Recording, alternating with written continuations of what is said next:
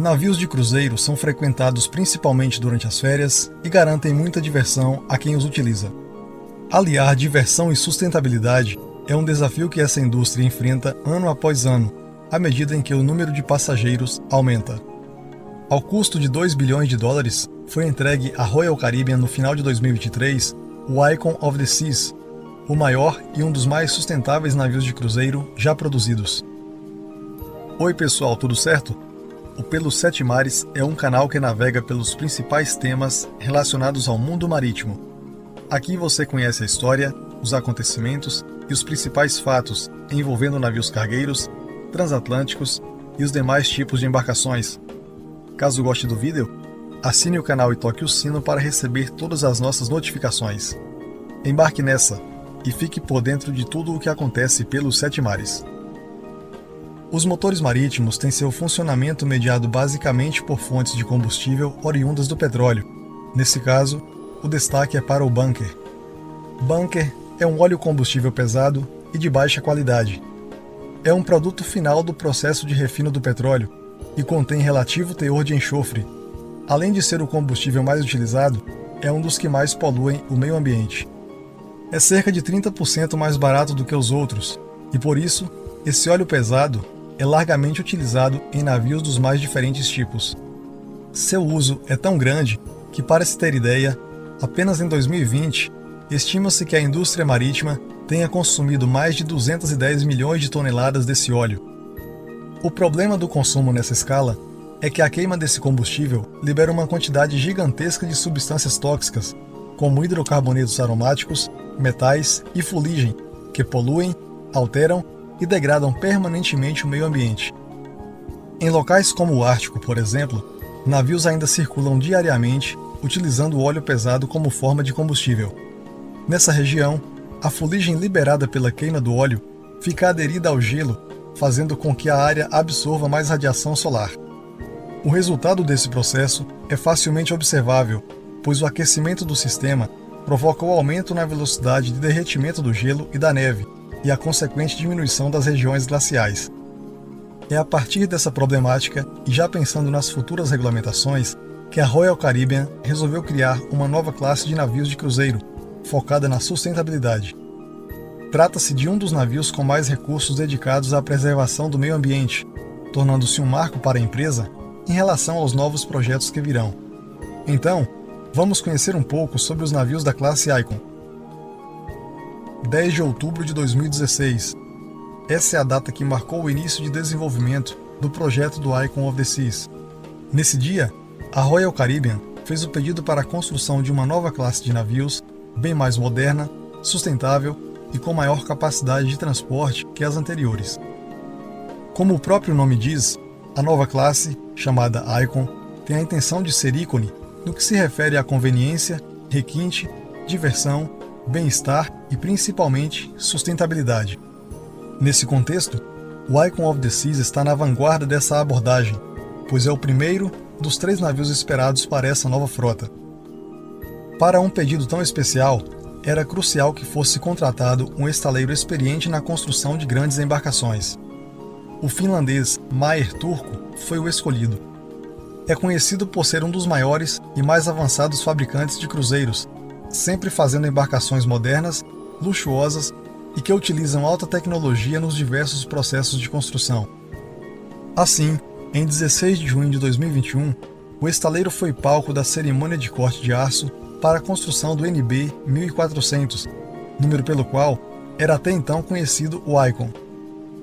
Como dito anteriormente, são previstos 3 navios nessa classe: Icon of the Seas, que estreia agora em 2024, Star of the Seas, que será entregue em 2025, e outro esperado para 2026, ainda sem nome.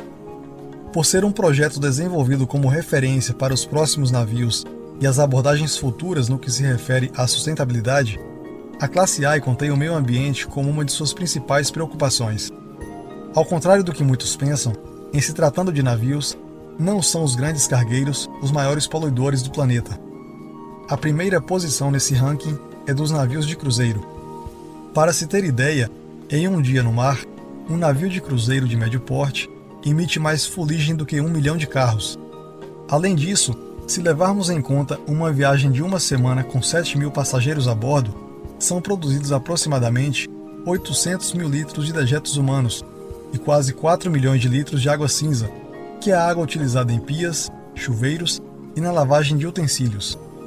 Pensando nisso, a Royal Caribbean decidiu implementar no Icon of the Seas o sistema de geração de energia, tendo como base a utilização dos resíduos sólidos gerados no navio. O sistema de pirólise assistida por micro-ondas recebe os resíduos produzidos e os converte em gás de síntese, que o navio utilizará como fonte de energia. Esse, juntamente com uma série de outras medidas de eficiência energética, garantem 24% de economia de energia quando se comparado aos navios padrões atuais. Isso é bastante coisa, levando-se em consideração a grandiosidade, as distâncias, o tamanho e o peso desse navio.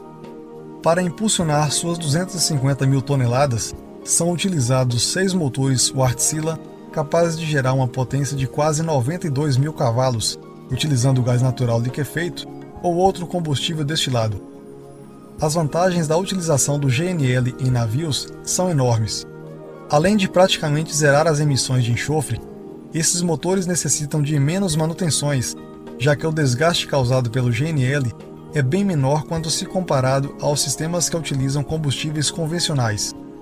No entanto, em decorrência da baixa densidade do gás natural, os tanques para armazenamento do combustível são o dobro dos tanques convencionais.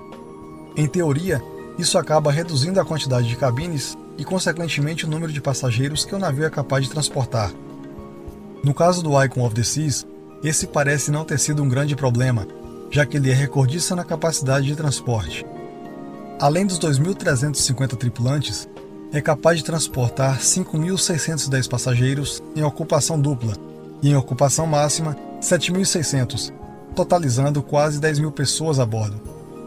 Dessa forma, para atender a essa grande quantidade de passageiros, o navio apresenta as mais diversas formas de entretenimento.